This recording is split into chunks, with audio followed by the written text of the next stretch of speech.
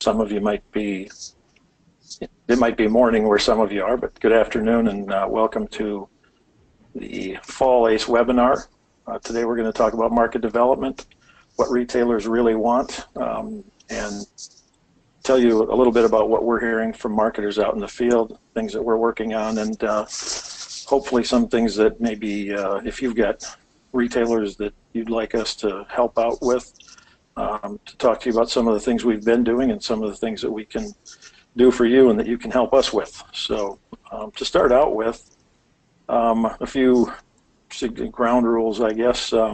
You're all in listen-only mode, so if you have questions, if you notice towards the bottom right of your panel on the webinar control thingy, whatever that's called, there's a line that says questions. If you could type them in there, then we'll take those at the end of the presentation and try to answer as many of them as we can. And if we don't have time to do them during the webinar, we'll try and answer them in an email back to you over the next couple of days. So today, Brian Jennings and I'm Ron Lamberty, the Senior Vice President with ACE, will be on the webinar. Shannon Gustafson is also helping us in case I screw something up and she has to fix it. So to start out with, I think Brian is going to talk about some policy updates, some things that are relevant, obviously, to market development. I'm going to talk about some of the things we're working on, and then basically some things that many of you have probably heard me say over the years about understanding retailers, what they really want, and then talk to you about our flexfuelforward.com site and retailer roadmap, and then hopefully have some time left for your questions. So to start out with, I'll turn it over to Brian, and he can update you on what is or isn't going on in the world of regulation. So go ahead, Brian. Thank you very much, Mr. Lamberty, and I join Ron in thanking you for joining us for this webinar. We're going to start talking about policy issues because government actions, whether it's a law that Congress might enact or a regulation that a federal agency may issue, has such an important impact on the motor fuels marketplace, particularly higher ethanol blends. I promised Ron I wasn't going to hijack the webinar. The purpose of this is to talk about what we're doing with retailers and others to develop markets for E15 and higher blends. But there are some policy issues, specifically some domestic policy issues, that have quite a bit of influence over some of the topics we'll talk about later. So we're going to cover some of those first, and I'm purposefully not going to talk about any international issues, any trade issues. We're going to try to confine this to what's going on domestically relative to our efforts to develop higher ethanol blend markets. So first of all, 3 items regarding the RFS. First, point of obligation. The smoke signals coming out of EPA would indicate that they will be rejecting the petitions by Valero and others to move the RFS point of obligation downstream to blenders and to retailers. That's good news, obviously, for us, as we want to continue to work with blenders and retailers to develop those markets. We don't have a final decision out of EPA, but all the indications are that this is going to go our way. And this is important because the current point of obligation on refiners and importers, the current RIN mechanism, the way it is working, has been a very powerful incentive for retailers to make the move with RIN values to higher blends. And so we're pleased that this appears to be going in our way. Second, comments were due at the end of August on the 2018 renewable volume obligations under the RFS. EPA needs to issue those final RVOs by November 30th, and all indications are that they will meet that. A lot of issues wrapped up in that. I think EPA received north of 140,000 comments. Our comments focused on a variety of things. We patted them on the back for 15 billion gallons of conventional biofuel. We encouraged them to increase both advanced and cellulosic biofuel. And a subplot issue to the 2018 RVOs is the whole idea of a reset of the RFS. EPA teed up a discussion about the reset in the proposed rule. They did not invite comment on this topic, but they certainly made it clear that they anticipate diving into this issue at some point soon, and so that will be something we'll want to pay very close attention to in 2018. The final issue regarding RFS issues that is important as we talk about working with retailers to increase the availability of E15 and higher blends is the fact that we did late summer win our lawsuit against EPA regarding their use of the general waiver authority of the RFS to reduce volumes below statutory levels based on a very novel interpretation of inadequate domestic supply on the part of the agency. The court really wrapped their hand regarding that and instructed EPA to come up with a remedy for the shortfall in the 2016 RVO, which happens to be 500 million gallons. There's no timetable for when EPA has to take action on that, and they've been very quiet about that, but that's something that we have been and will continue to be engaging them on as we go through the remainder of this year and into next year. Let's tackle a couple of other issues before I turn it back over to Ron. So Ron, if you can forward it for me, one slide. Thank you. When we're talking about E15, when we're talking about blends beyond E15, E85, E30, what have you, there are a couple of policy issues that are relevant to that discussion in the near term, and one of them is a big opportunity for us to make the case that high-octane blends ought to be part of the CAFE greenhouse gas standards that apply to automakers going forward. EPA has decided to reopen the case on the 2021 to 2025 model year standards on the automakers. And one of the most significant things about reopening that case is that EPA explicitly asked for comment on the role that high-octane blends could play in helping the automakers meet those standards going forward. So EPA has to determine, one, whether to keep the standards where they are for those years or to relax them, but they also are going to discuss and consider how fuel, finally, they're going to consider how fuel can play a role. Comments are due very soon on the 5th of October. I was in DC last week with several others. Over 100 of us testified at an EPA hearing, and EPA heard an earful from folks on the role octane should play, on the benefits of blends in the E25 to 30 range from a fuel economy standpoint, from a tailpipe emission standpoint, and frankly, it's the lowest cost solution to automaker compliance with these standards. And so we think we have a very compelling case to make. EPA will make a final decision in April of next year, and so this is something that will become increasingly important and take up an increasing share of our workload going forward. The final topic, before I turn it over to Ron, is what has really been the most important priority we've had in the near term, and that is to try somehow to get reed vapor pressure relief so retailers can sell E15 and higher blends. We're about to conclude yet another summer ozone season where we haven't been able to get this issue quite across the goal line, but that doesn't mean progress isn't being made. In fact, I would argue we're as close as we've ever been to finally getting RVP relief done. We've got bipartisan momentum on Capitol Hill for legislation. We also have an EPA with a willingness to consider this issue. Now, everyone knows that we're sort of in a holding pattern on Capitol Hill in the EPW committee, as we weren't able to get a vote on that legislation prior to the August recess. But I think there are many opportunities for senators to move this legislation in the fall, especially considering the fact that there are several must-pass pieces of legislation that need to be considered. Hurricane relief, emergency type relief from the devastation from the various hurricanes. There are various spending bills that just must get down to the White House for signature. And so we'll be encouraging senators to look for those opportunities. And then EPA is another avenue. In the past, EPA has just flat out told us they don't intend to tackle this issue.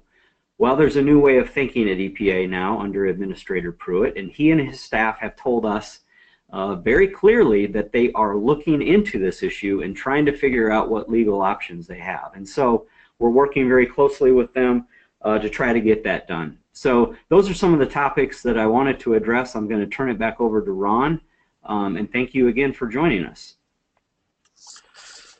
Thanks, Brian. And Brian is sticking around to hear the rest of this and will be available at the end if we have some questions for him. So again, if you have questions, click that box where it says questions and type your question in here. There's another bullet point here. I wanted to talk a little bit about the Hurricane Harvey response. I had some people question me about, you know, what the letters said, what they didn't say. Those of you who've been around the fuel business for a while know that basically when there's natural disasters, this is fairly typical, fairly common of EPA to issue waivers of things like hours of service for truck drivers, and in some cases, if refineries were impacted, different rules that they have to meet that make it more expensive and actually maybe a little more cumbersome to start up their refineries and get them rolling again. The area that just Hurricane Harvey hit represents about 25% of the fuel supply in the U.S. and as of about a week after the hurricane was gone, there was still about 15%, or what would that be, 2/3 of that 25% that was still being impacted in some fashion, whether it was completely closed still or just running at a lower speed. The initial letter sent out by EPA gave states waivers from the summer Reed vapor pressure regulations, allowed refiners to sell or to distribute and retailers to sell up to 11.5 pound Reed vapor pressure fuel. Now, one thing that it did not mention was whether that 11.5 pound fuel, if 11.5 pound fuel was all that was in the system, if you added ethanol to that, it would be 12.5 pounds or roughly. And that would still only be legal at that time with a 1 pound waiver, and only 9 or 10% would still get that. So that was, I don't know whether it was an oversight, whether it was planned, but there was no expansion of the 1 pound waiver.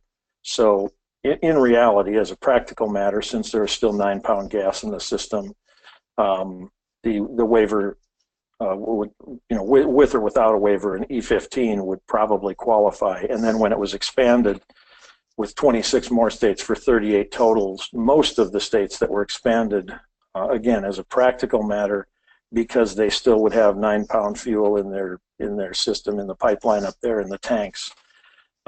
In reality, if someone wanted to do E15, they could. But when the second portion of this was issued, there was also a specific reminder that E15 must meet all of the other rules and regulations that one has to meet with E15, which includes the fact that if you're going to sell E15, you have to send a letter to EPA telling them that you plan to put E15 into commerce and that you are going to follow RFA's misfueling mitigation plan and that you are registered for a survey and different things like that that would make it virtually impossible for anyone who wasn't already planning to market E15 starting September 15th, or who was not already marketing it in June when the low RVP season started, to join up again. So I think there was maybe an opportunity there that was missed. I'll leave it up to the political folks to decide whether that was an oversight or intentional, but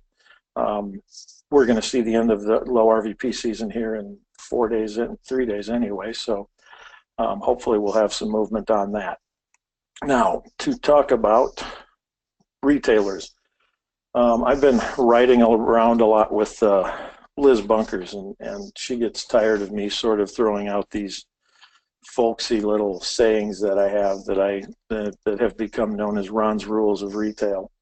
And so she asked me to to include those in a presentation that I gave, and this seemed to be the best opportunity for that. And some of you have heard parts of them, maybe some of you have heard all of them, but today we'll have a chance to explain what the heck they mean.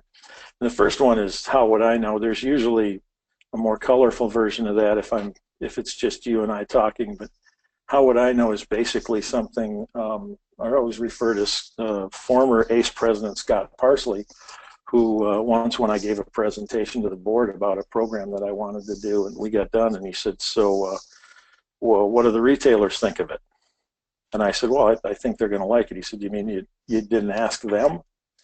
And I said, well, and I stumbled around, and he was one of the people who beat it into us that if you're going to do some kind of program, you should ask the people who are going to be affected by it, not just ask a whole bunch of us what we think about it. The second one here is things take longer than they do, and we've got a few things that I want to show you about that. This one, no doubt, you've heard me say everyone wants to be first to be second. The fourth one here, if they tell you it's not about the money, they're new to the business, or else they don't have any money. And then the bottom one there is, if you find a way to pay for 75% of something, all you need to do is find someone that'll pay for the other half. And obviously, if you do the math on that, you'll know that basically retailers are going to do anything as long as it doesn't have any risk and pays them even if it fails. So, but what do they want? Some people say, if this is such a great deal, how come people aren't already in it? Some of the things that we hear from retailers over and over and over again: regulatory burden. What rules do they have to follow? Do they have the equipment they need? Are they allowed to do what they want to do? And I have that second bullet point. It's probably more accurate to say that the barrier is what they believe the regulatory burden is, because they believe that they've got to do all kinds of new testing, and it's because of the way things have been phrased by some of our detractors.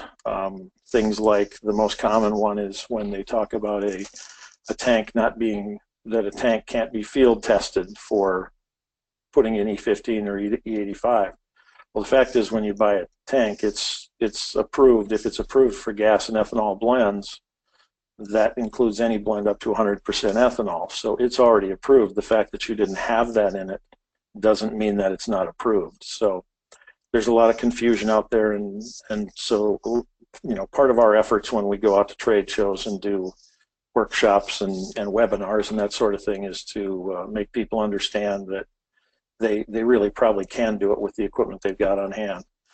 Second one is the cost and the availability of funds. That last bullet point about 75%, you got to find somebody to pay for the other half. There's a lot of retailers out there. About 60% of them are single store owners. Now that goes from everything to a mom and pop to one really big, really good store at a time. But the majority of them, it's not the easiest place in the world to borrow money for new construction. And everyone that we've talked to, especially when we're talking about, when we've talked about BIP, when we've talked about state programs, cost share programs, especially when it comes to E85, have been a factor in every decision that people have talked to us about. Some kind of reduction in the differential between a standard dispenser and a flex fuel dispenser, and up until recently now the fact that there's zero cost difference between a standard dispenser and an E25 dispenser if you buy them from Wayne. But other than that, we were only talking about a couple $100, but it's still a factor. Probably the biggest one, and these aren't in order of importance, but the places where we see the biggest sales of flex fuels, of mid-level fuels, and especially the E85, are places where there's RINless E85 or ethanol, and where there's or where there's somebody who handles the RINs. But having that RIN reflected in the price is how the fuel gets priced properly when it goes to the retailer, and retailers in general aren't going to overprice fuel just to overprice fuel. It's one of the things that we as an industry tend to want to harangue retailers a little bit for how much they sell their fuel for, but I've found probably in 90 out of 100 visits, the people who are selling the fuel for what we perceive as too high a price actually are buying it for too high a price. So I think, in Iowa, where they post the fuel prices, and even the pipeline terminals, although they're not competitive yet, they're getting far more competitive, and they aren't keeping the entire RIN when they're selling an E70 in the pipeline terminal. So the availability of RINless E85 or E85 or ethanol that reflects that RIN value is key to selling more of our fuel at retail. We do have a few people that talk to us about logistics, putting the fuel or making it available closer to the terminals. I know one example that I've used in the past has been Absolute Ethanol, which is either 42 or 45 miles to the nearest terminal. And if you got a truck that has to run that far to get your E85, number one, that means they really like the deal. That means they're very happy with the program, because to run that far for a fuel that's probably your second best seller in most of those stations, that's impressive. But the flip side of that is, how many more people would take it on? How many more would be splash blending their own E15 or selling E85 if there was some kind of availability closer to the terminal? One of the things that came up at our conference by both of the people who spoke there, Charlie Bosselman and Bob O'Connor from Jets in Milwaukee, was consistent identification. They stopped short of talking about a brand, but they did talk about, how should we sell this stuff? And that specifically had more to do with E15, whether it should be sold as, E15, whether it should be sold as Bosselman's has a brand that they call Clean E15. Bob O'Connor told us that his sales quintupled when he changed his to unleaded 88. I mean, they're still using the proper identification on the dispensers. But what we've seen in, these are basically just anecdotal evidence, but when we've gone to grand openings and things like that and asked people that pull up, what kind of fuel do you use? They don't say E10. They don't say, they usually just say unleaded or regular. And even when we've asked some station managers, at one place, Chuck Beck and I were there, and we asked the station managers, so before you did E15, did you just have E10 and premium? And the manager said, no, we had unleaded and premium. So, we've got to make sure that the terminology that we're using matches what they're using. As a general rule of thumb, what I've told people is that E15 sells better if the word unleaded is somewhere in it or near it, because those are that's the fuel that people see that they use in their cars. So that's what we need to have them be able to see, because they want to put a fuel in. And as a kind of an aside to that, I think what we've learned is, or what we think we see, is that when people see an E, they assume flex fuel. I don't have any scientific evidence to back that, but I think that's one of the things that has retailers have consistently told us, that they believe that people see an E, whether it's a 15, a 30, a 40, an E85, and without a pretty heavy educational effort, they think that E means flex fuel only. RVP relief, and I put this in there because it was a quote from somebody, RVP relief, whatever that is. This from somebody who's been selling E15, and they just changed it to flex fuel in the summer. So it really hasn't hampered their particular locations. But, it still would be a lot better if they didn't have to remember to put those things in front of, to make sure they change them every June and take them off every September. And then one of the things that I thought was interesting is a couple of them have mentioned that they'd like to see more retailers. And of course, they don't want them anywhere near them, but they'd like to see more E15 retailers, because if people get used to using it in one place, then they're going to be more likely to use it in other places. So back to my rules, and we'll go through a couple of them. The first one, I'm gonna leave alone for a while, but things take longer than they do, and I'm going to say things take longer than they do unless you involve Scott McFeeters in the things. I've got, after I get done with a few photos here, I'm going to go through a timeline of what it takes for a retailer, what they've got to do in order to get from thinking they want to maybe do flex fuels or E15 to when they actually do it. And what I got a picture of here is the Blue Heron Campground and Gas Station in Gothenburg, Nebraska. It was a KOA for a bunch of years, a little convenience store in there. A couple that owns it are an English couple, and they carry a lot of British merchandise, which is kind of cool. And they're right off of Interstate 80, and the traffic near their location is about 15,000 cars a day. And more interesting to me was that the road in front of their place handled somewhere in the neighborhood of 2,000 cars a day. So it was doing very low volume. You can probably tell why by looking at it.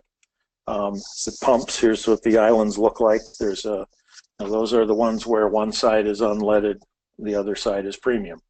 That's what they are. So basically you could serve, 4 cars at a time, as long as they were buying the right fuel. What the place looks like here now is what it looks like today. With the new graphics on the canopy, the new pumps, they've cleaned up the front.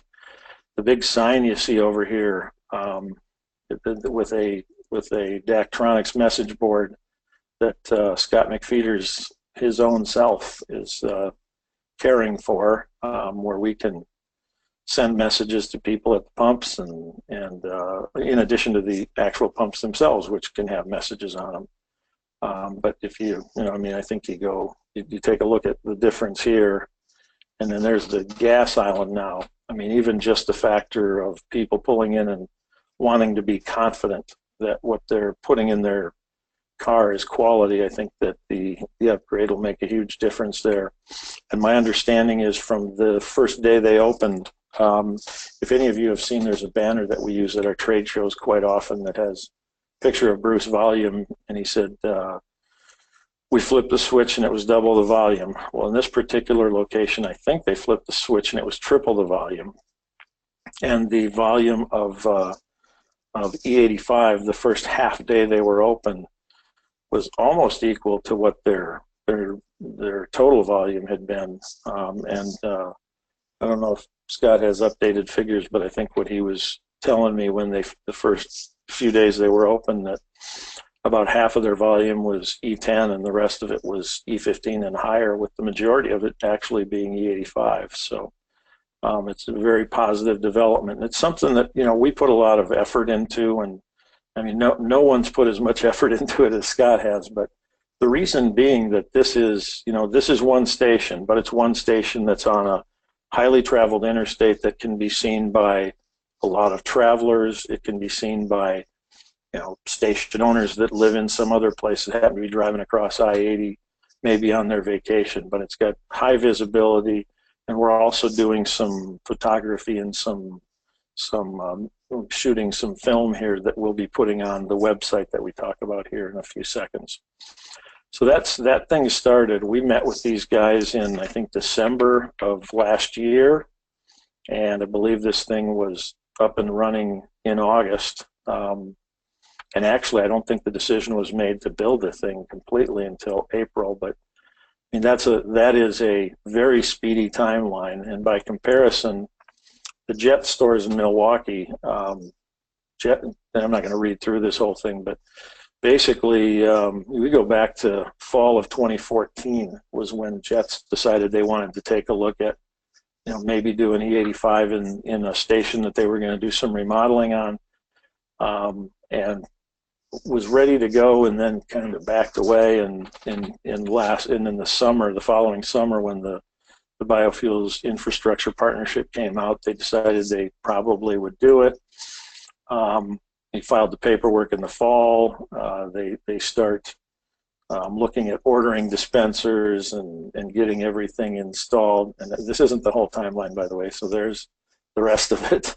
You know, in this particular case, he added E85 as a new product, so he did add a storage tank, and so that takes a little bit longer. But the station opened at the end of October of last year, had grand opening in November, and you know, almost immediately after that, he signed up to do another store in Muskego, Wisconsin. And in fact, we're going there tomorrow and Thursday to take some pictures and do some filming of Bob and that we can share with other retailers out there.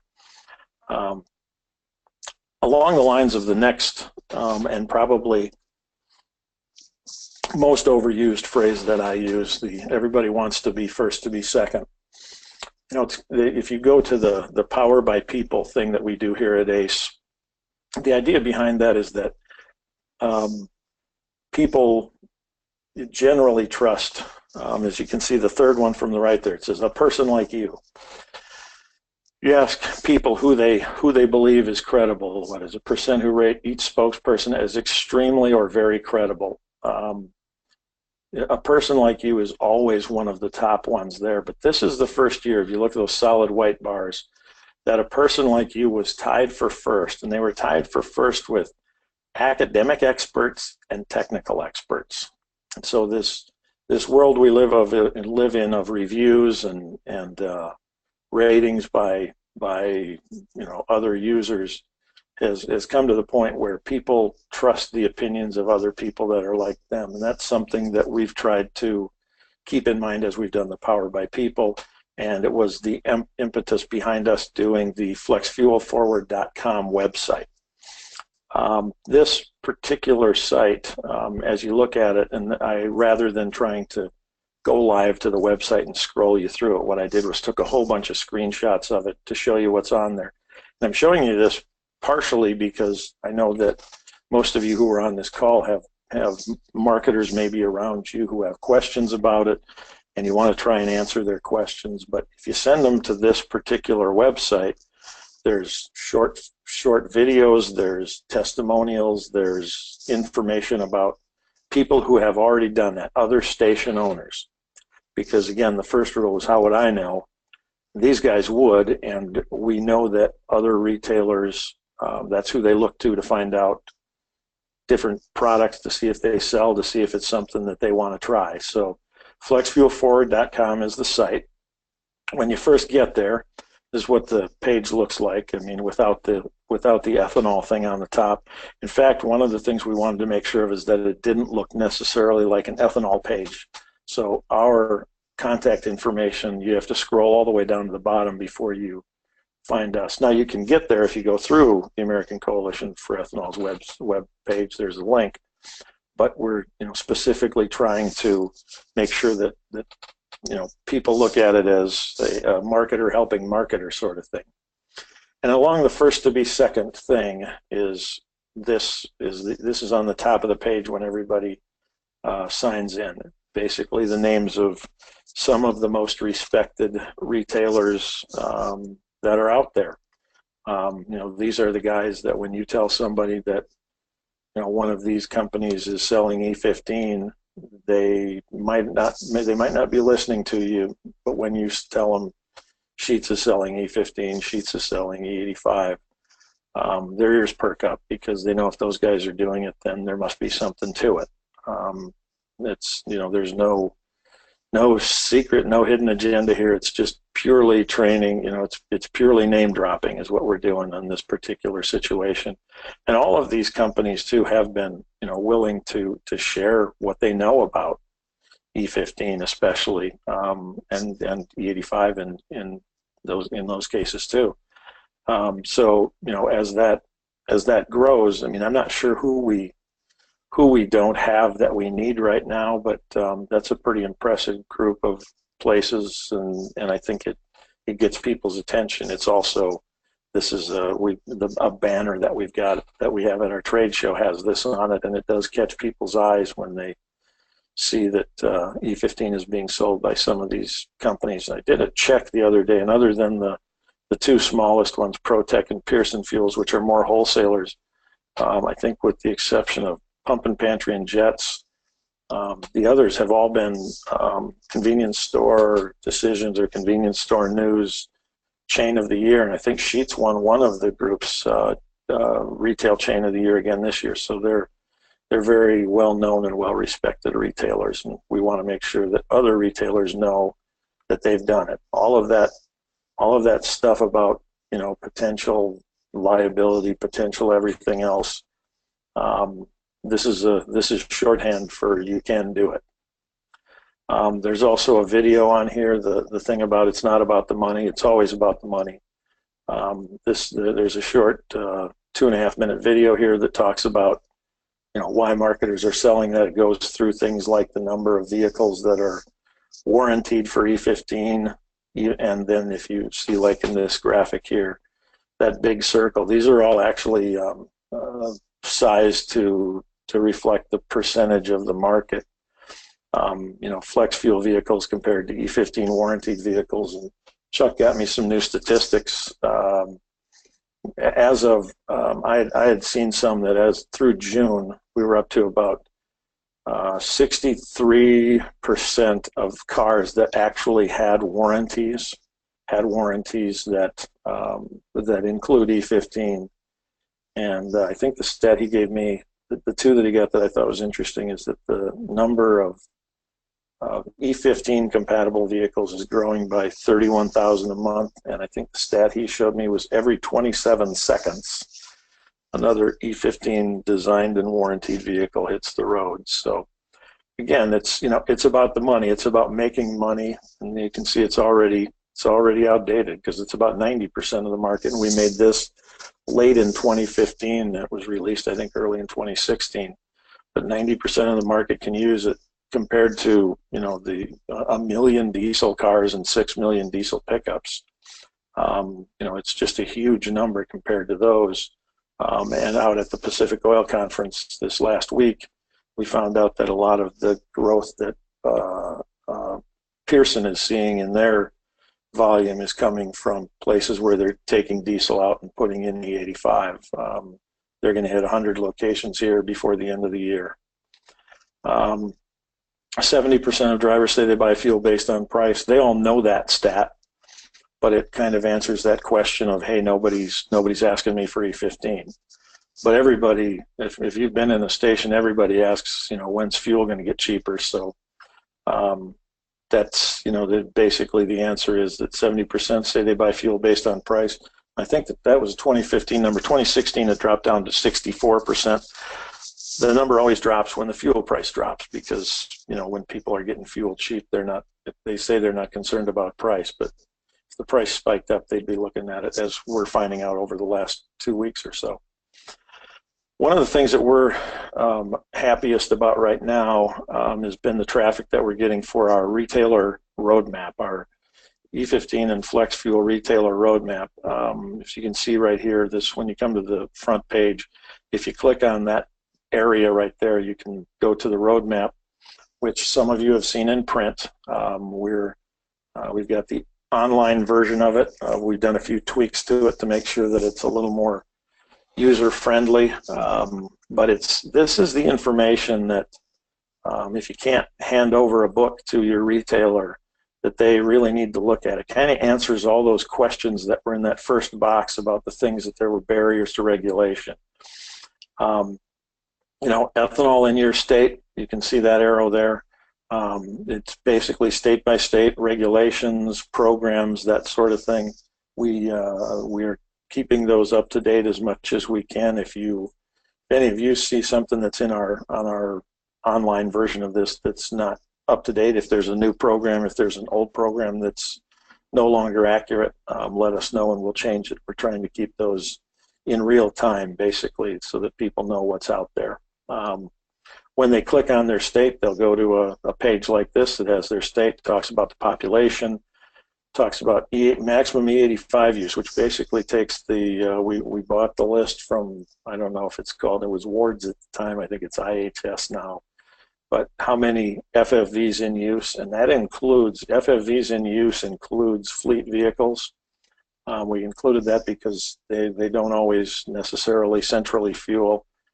Most of them do, but the number of flex-fueled vehicles goes up to about 27 million when you include the fleet vehicles that can use flex fuel.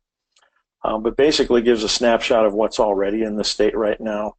What would happen if everybody used E15, that kind of thing. It talks about the state incentives that are there and federal incentives.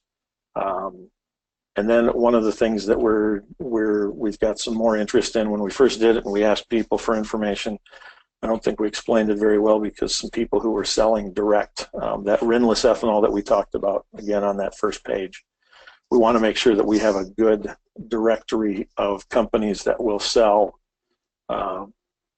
rinless E85 or ethanol to retailers. It's something that, it's, again, as I said, if I haven't said it enough times, I'll say it one more. That's been the most telling item as far as who's going to sell a lot of fuel, is if they can get it at that price that reflects the RIN, they're going to sell more of it.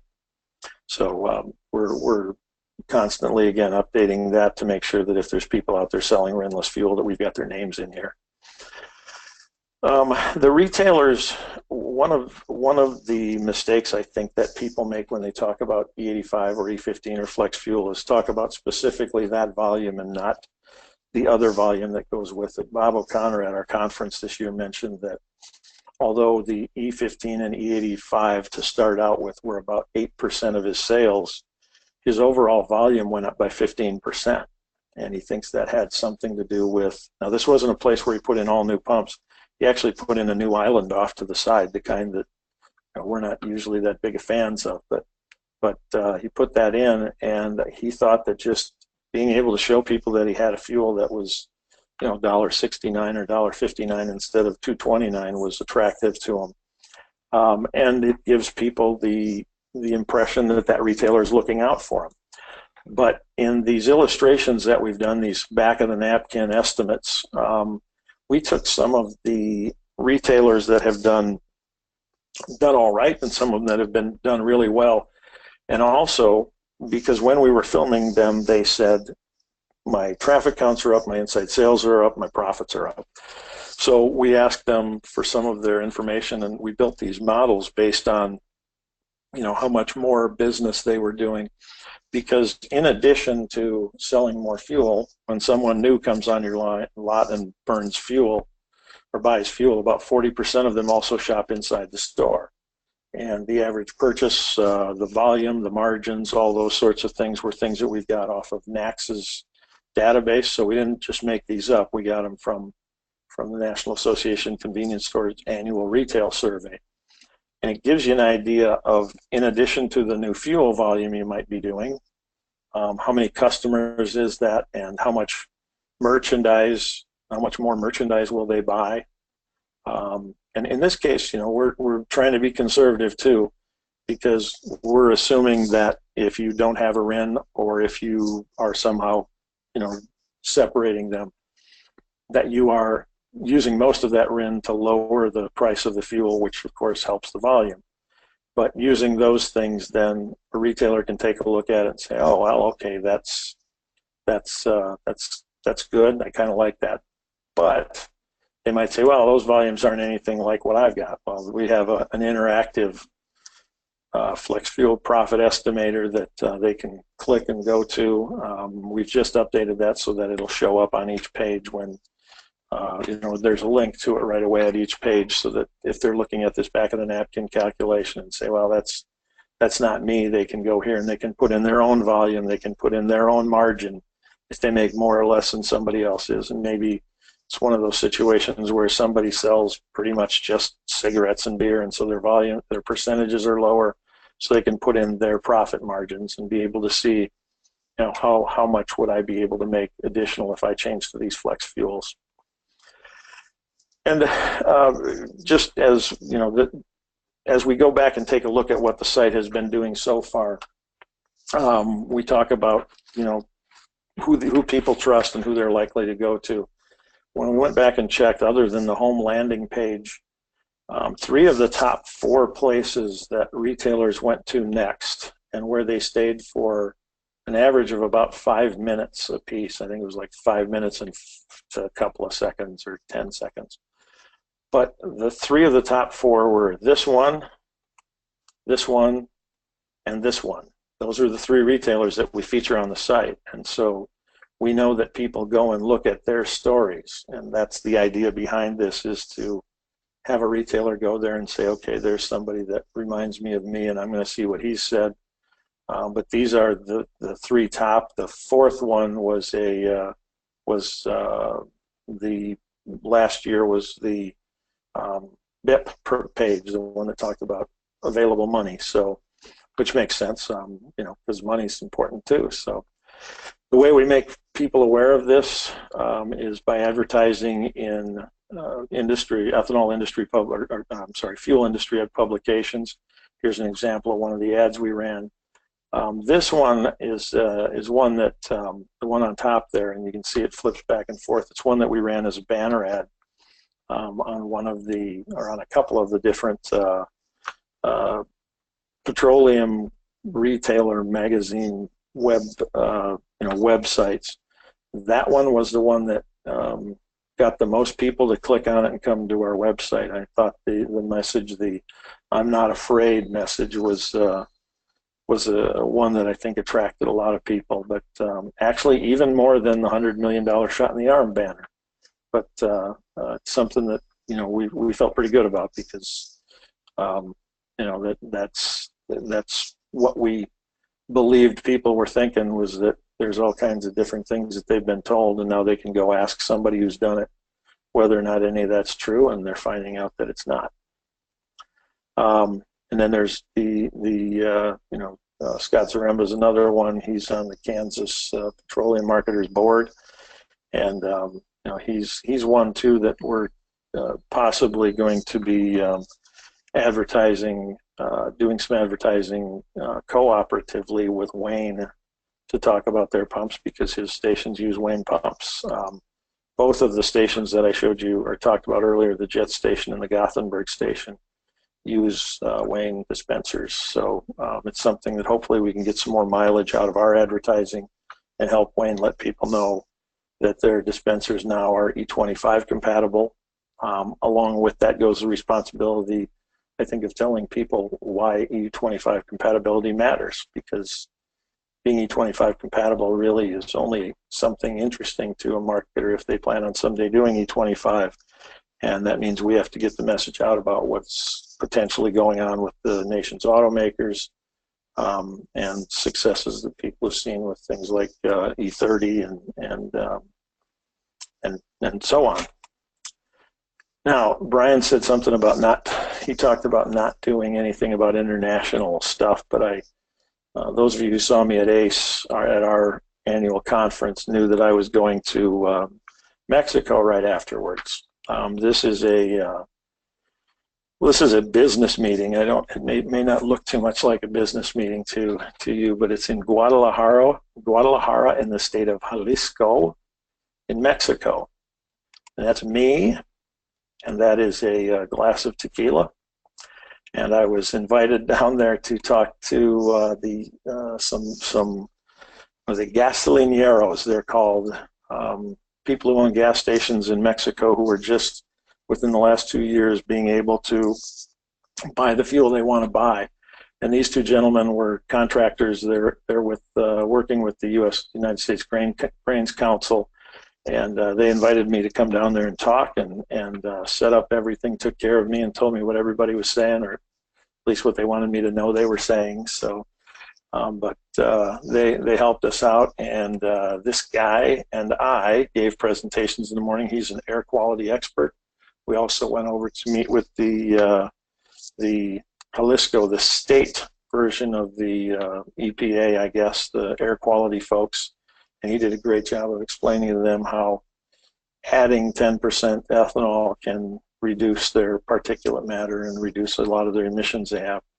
Apparently, these 2 guys, who the one in the foreground, who is a a deputy energy minister for the nation of Mexico, and the guy in the back is the chief energy guy for the state of Jalisco. They said that we did a pretty good job because, according to the state guy, he said that there were marketers there, gasolineros there, who for the first time were asking, how can I start doing this? I talked a lot about splash blending, about how when we started in the U.S., we had these tanks that were across the street from pipeline terminals, and we were able to sell, store our own fuel there, but we were able to provide it for other people. So there were some people excited, and he said this was the first time he went to one where it didn't involve people just yelling at him and telling him that they shouldn't do this because their prices spiked up a little while back because Pemex, who's the national oil company, controls everything and always has, and has decided that who gets fuel and when they get it. So there's been some spikes in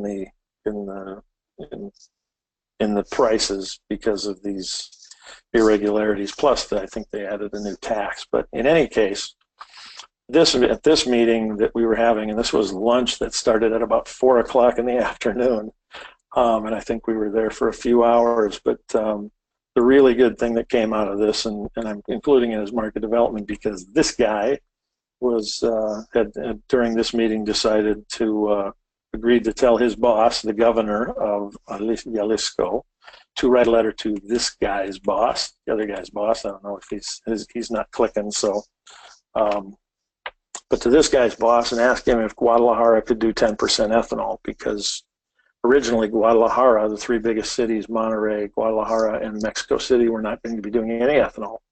But he thought there was enough interest in it that he was going to ask permission to sell E10 in Guadalajara, which is a city of, I think, between 5.5 and 6 million people.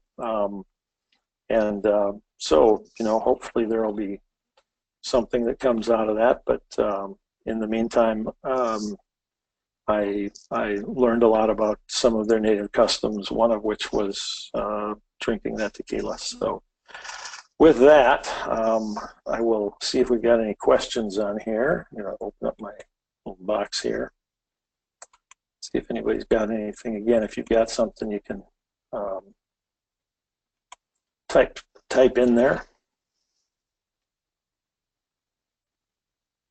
I don't see any right now.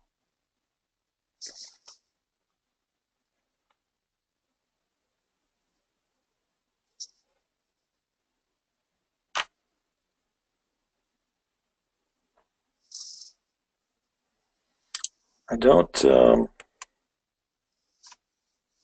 wait a little bit here, but one of the things too that I'll add to it, one of the issues that I didn't go into directly here, and it is something that we're talking to some of the petroleum marketer groups, even beyond RVP and some of the other issues we've had, it seems that the biggest concern still, especially for most of these independent retailers who are, branded retailers, is their brand contracts. And we hear a lot of frustration of people who would like to try something like a E15, and their contract just absolutely does not allow them to do it. So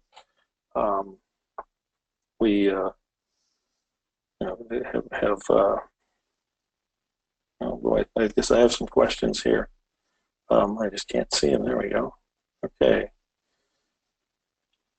All right, we got this in regards to supplying pre-blended E15 from large retailer to smaller independent retailer. Thanks. So I think, oh, there we go. Do retailers have to be a buddy system with other retailers? Is it?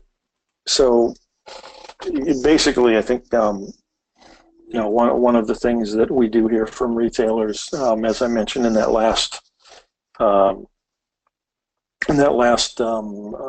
bullet point from what retailers are telling us, there's no requirement of it, certainly, but there is, it sometimes helps to have someone near you who sells E85 And that's more important in a place where you're far away from a terminal, because then you can do things like when you send a truck to get fuel, instead of having to maybe send a truck all the way there only to bring back 3,000 gallons in a 8,500 or 9,000 gallon tanker truck. You know, if you have another retailer that's near you that can take part of the load, it does lower your cost per load. So it doesn't hurt, and I think that's part of what some of these guys were talking about when they, said I want more retailers out there that can help me with that. Let's see, do retailers have? I'm trying to. For some reason, my screen here doesn't show these very well. Is there a negative bias among consumers in Mexico? Do rumors exist like in the U.S.? I don't know if there's a negative bias in consumers yet because it's such a new product, but the negative bias and the misinformation does exist there. The MTBE business is alive and well and very aggressive in Mexico. Now, the good news is there is an oxygen standard in the nation of Mexico. The gasoline has to be oxygenated. The bad news is that's been controlled for a long time by the MTBE industry, and I assume that they will fight using the same tools and tactics that the American fuel industry has done, that has used. And I know Christy Moore shared a story with me that when someone said, well, aren't you worried about water quality? And the person she was talking said, we don't drink the water here. So, it sounds like a punchline to an old joke, but that was the answer she got. So I think, over time, one of the things that I saw from talking to these independent gasoline station owners was the idea of having some control of their own fate by buying just even this one portion of their fuel seemed very appealing to them. They've been doing it the other way for a long time. So, we may have to, kick the door down, but I think we've got a toe in there, and the work that's been done by the Grains Council and by people like Christy and folks at RFA and Growth that have gotten us to a certain point have all been very helpful. And we're going to do whatever we can to help make these retailers, get them excited about buying our product in Mexico. Let's see. I think that's the rest. The other, what they're talking about, split loads. Yeah, so I did have that buddy system thing. Not seeing any more questions here. Partially because I don't see it, and partially because I'm not sure I can read it if it is. And we're running up to the end of the hour, so I think at this point I will say thank you. Brian, if you've got anything to add, you're sure welcome to do it here. No, thank you. Yep. So with that, I think we'll bring this to a close. We appreciate the time you guys have taken to do this. If you have any questions, have any follow-up things that we can help you with, or things that you would like to offer to us that maybe would help us, we appreciate hearing from you. Thanks for your support of ACE, and have a good week. Thanks, everybody.